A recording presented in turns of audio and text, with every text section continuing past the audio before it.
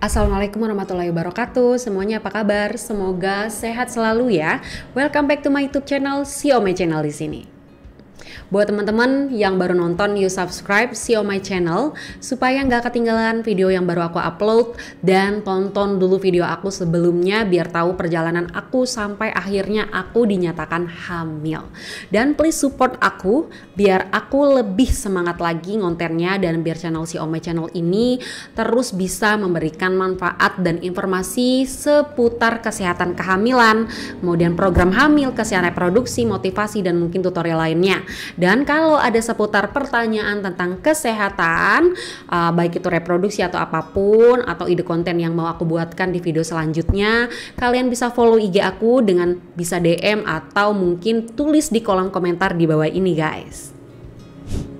Dan buat teman-teman para pejuang garis 2, semoga tahun ini disegerakan mendapatkan keturunan. Amin.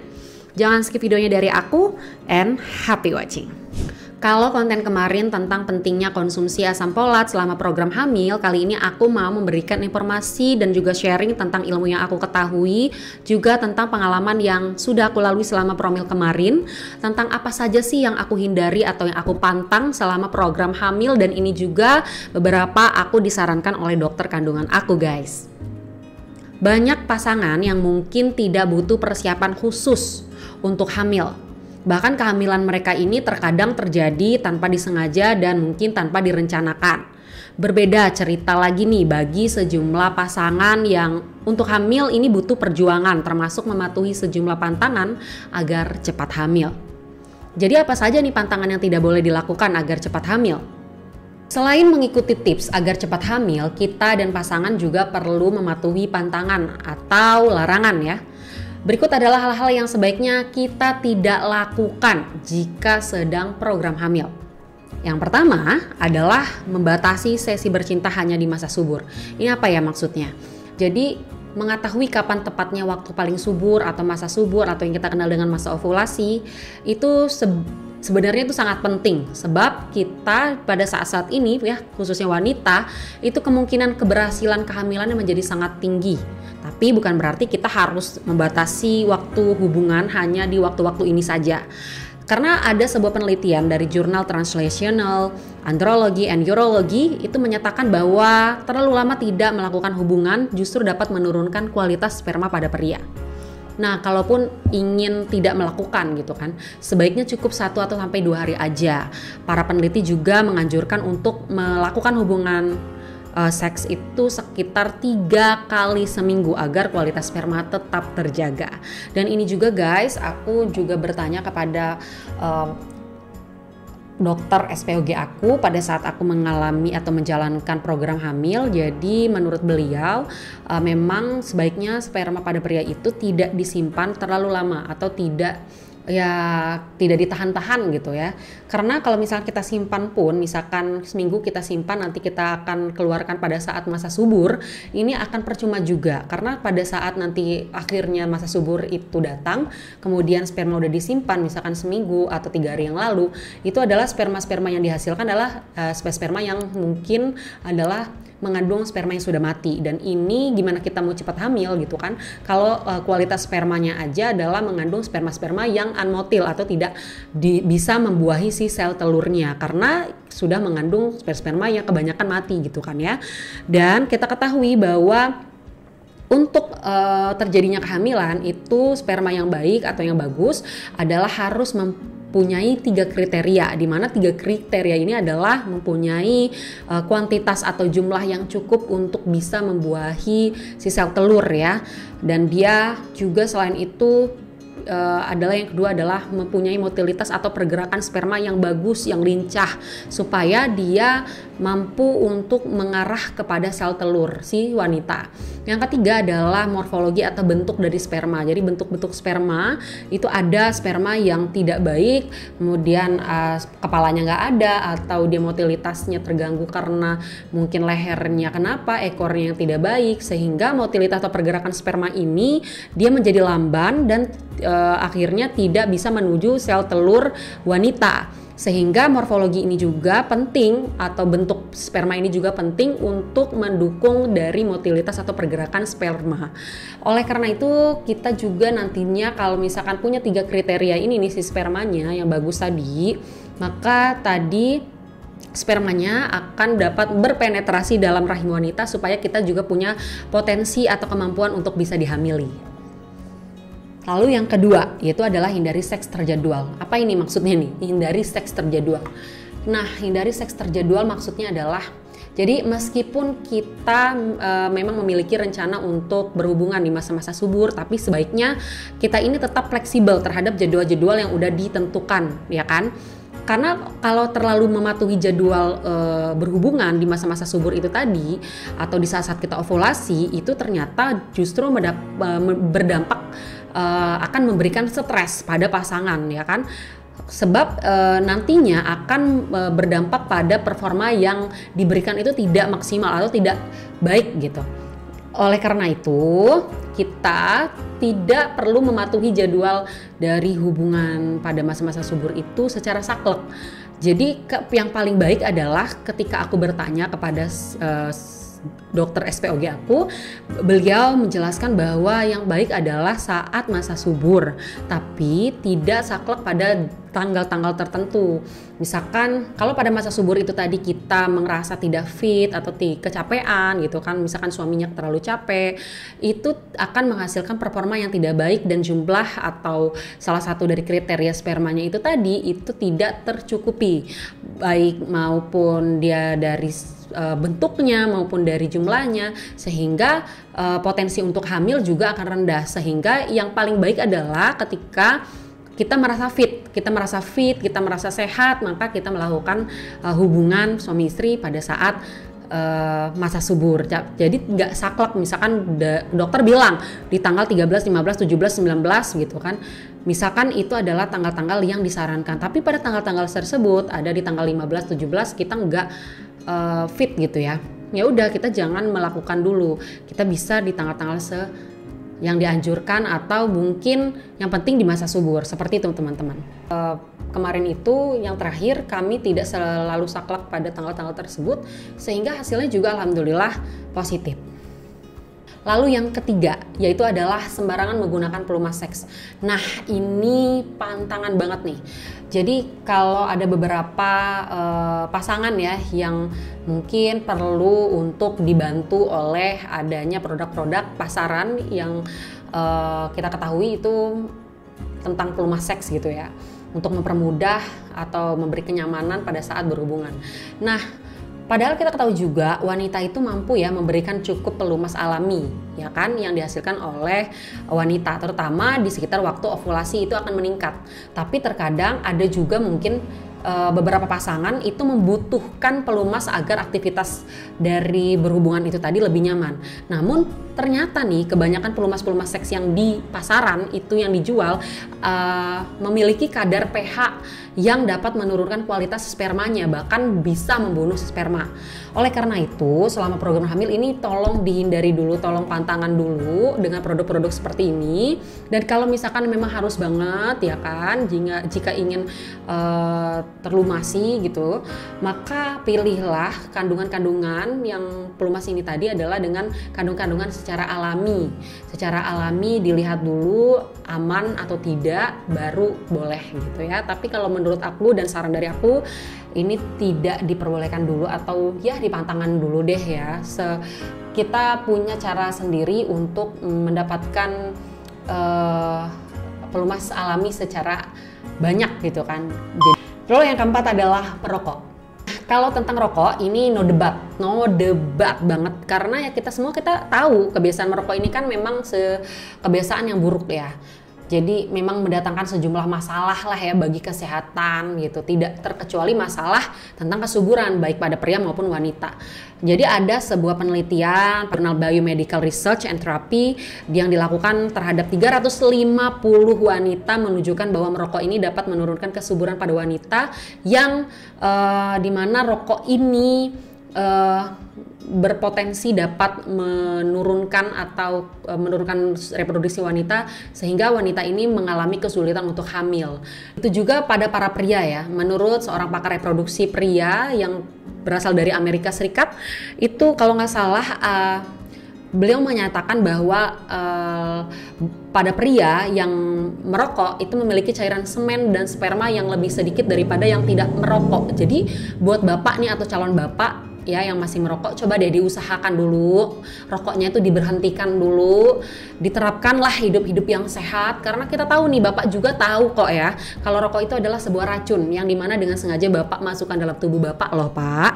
Kasihan nih istrinya udah capek-capek gitu kan ya, terapkan hidup yang sehat dalam promil ini gitu, tapi bapaknya malah masih merokok. Jadi ya gitu deh ya, no comment banget deh ya, takut diserbu sama bapak-bapak nih. Yang kelima adalah minum minuman yang termasuk alkohol ya, minum-minuman keras. Banyak banget nih sebagian dari pria maupun wanita ya masih bandel, masih mengkonsumsi alkohol. Nah, sebaiknya dalam menjalankan program hamil, alkohol ini ditinggalkan, diberhentikan, bahkan jangan minum lagi deh ya.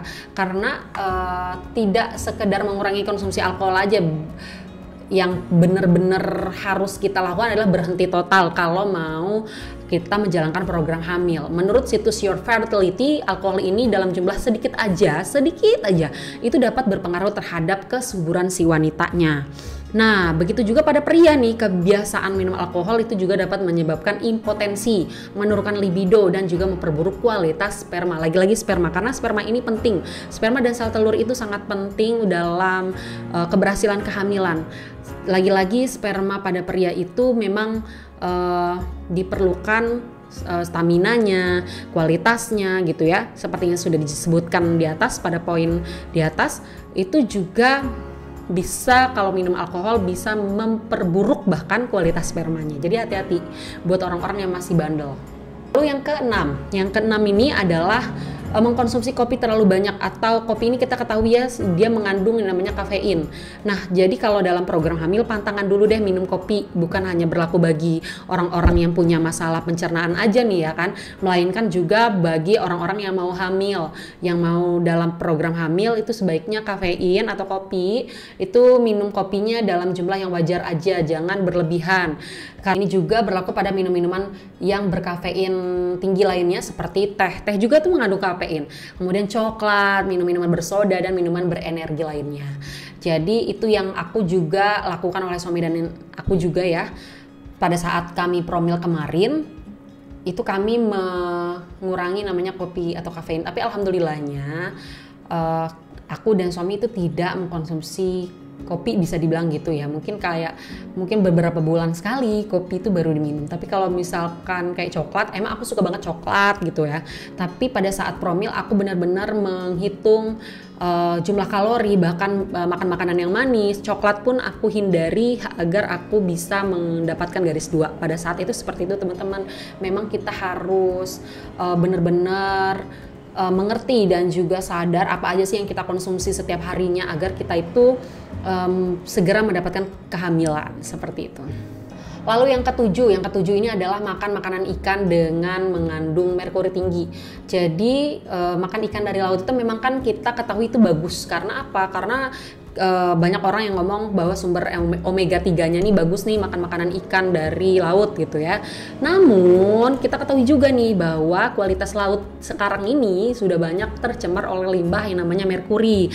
Nah, sejumlah ikan itu kan ada ikan-ikan yang besar, contohnya seperti tuna, kemudian ikan todak, tilefish, tenggiri, ikan marlin, bluefish, itu ikan-ikan yang gede ya, yang ikan-ikan yang besar gitu. Nah, itu mereka itu mampu menyerap jumlah merkuri yang banyak di dalam tubuh mereka. Sehingga ini harus kita hindari dulu apabila kita dalam menjalankan program hamil. Dengan apa? Dengan menggantinya pada ikan-ikan yang mengandung merkurinya rendah. Seperti misalkan ikan salmon, ikan yang daging putih, sarden, kemudian kepiting, udang, cumi.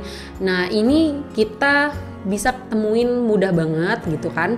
Dan ini juga mengandung lemak omega 3-nya yang tinggi. Jadi merkurinya rendah, omega 3-nya tinggi gitu. Nah, atau juga ikan-ikan air tawar. Ikan-ikan air tawar tuh seperti gurame, mujair atau lele atau yang lainnya.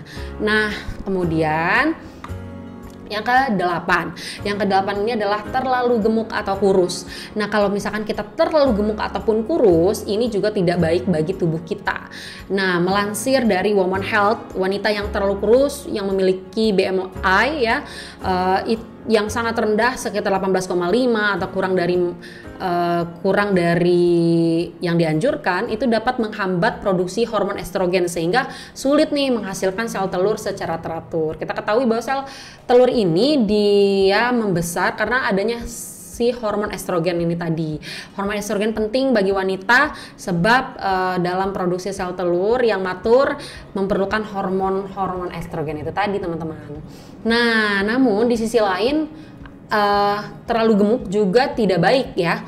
Wanita dengan indeks massa tubuh lebih dari 30 justru menghasilkan hormon estrogen yang berlebihan sehingga tubuh kemudian membatasi produksi sel telur. Jadi kekurangan salah, kelebihan juga salah. Jadi kita harus mempunyai berat badan ya yang ideal sehingga kita imbangi dengan makan makanan yang bergizi, olahraga sehingga kita punya berat badan yang ideal juga.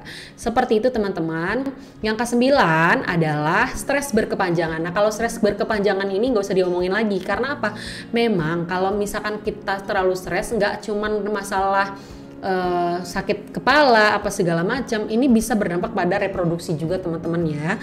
Kadang kita kan pernah nggak sih kayak kita merasa gitu ya, semakin keras mencoba untuk hamil malah semakin gagal. Nah, bisa jadi ini bukan karena misalkan proses-prosesnya tadi kita salah atau apa, tapi bisa jadi karena kita nih stres, terlalu tertekan untuk bisa segera hamil seperti itu. Ini dihindarin gitu kan. Perlu juga nih bahwa kalau misalkan stres ini merupakan pantangan yang paling penting untuk kita hindari agar kita segera hamil. Contohnya kayak misalkan kita memang pengen banget apa yang kita usahakan itu cepat berhasil seperti itu ya, tapi lagi dan lagi kita harus serahkan aja gitu sama Allah. Jangan dibawa stres, jangan anggap berat gitu. Kita enjoy aja, kita serahkan, nanti kita akan mendapatkan hasilnya. Jadi jangan terlalu dipikirin gitu. Lalu yang ke-10. Yang ke-10 ini adalah minum obat-obatan tertentu. Nah, jika memang kita sedang menggunakan obat-obatan tertentu selama mencoba program hamil tadi, maka kita bisa pergi konsultasi ke dokter tentang mana yang boleh atau mana yang harus kita teruskan gitu obatnya ya, dan mana yang harus tidak diminum lagi atau diberhentikan. Nah, sejumlah obat-obatan juga ini menjadi pantangan untuk program hamil ya. Ada beberapa obat-obatan yang mungkin dia berpengaruh terhadap reproduksi atau menekan suatu hormon. Seperti itu, teman-teman. Jadi kita harus aware atau sadar dulu apa sih obat-obatan yang selama ini kita konsumsi, lalu kita tanya sama dokter ya, pada ahlinya tentunya, supaya kita mengerti, teredukasi, dan kita juga tetap sehat gitu. Tidak hanya pada wanita ya, melansir dari My Cleveland Clinic, obat-obatan seperti antibiotik, anti jamur, lalu kemoterapi itu juga dapat menurunkan produksi sperma juga pada pria. Jadi pria dan wanita itu penting untuk aware atau sadar terhadap dirinya. Jadi sedang sakit apa sih? Kalau misalkan kita sedang sakit ini, kita konsultasi sama dokter, bisa nggak ya dok, kalau saya mengkonsumsi obat tertentu, saya sedang menjalankan promil, itu apa sih, boleh nggak, atau ada yang harus diganti, atau berpengaruh nggak sama reproduksi saya. Jadi harus dibicarakan baik-baik juga nih sama ahlinya, sama dokter pastinya, teman-teman. Oke teman-teman, itu dia 10 pantangan atau larangan yang dilakukan selama kalian sedang menjalankan program hamil. Semoga dengan apa yang sudah disampaikan oleh aku tadi itu bisa memberikan manfaat buat kalian semua yang masih menunggu kabar baik dan menantikan keturunan. Dari semua poin yang aku jelaskan tadi sebenarnya bukan merupakan pantangan yang saklek ya, ada di diri kalian semua. Kalian bisa mengerti antara diri kalian dan pasangan kalian pastinya apa sih yang harus dipantang atau tidak gitu kan. Dan oke, sampai situ dulu video dari aku. Semoga bermanfaat. Thank you for watching. Wassalamualaikum warahmatullahi wabarakatuh.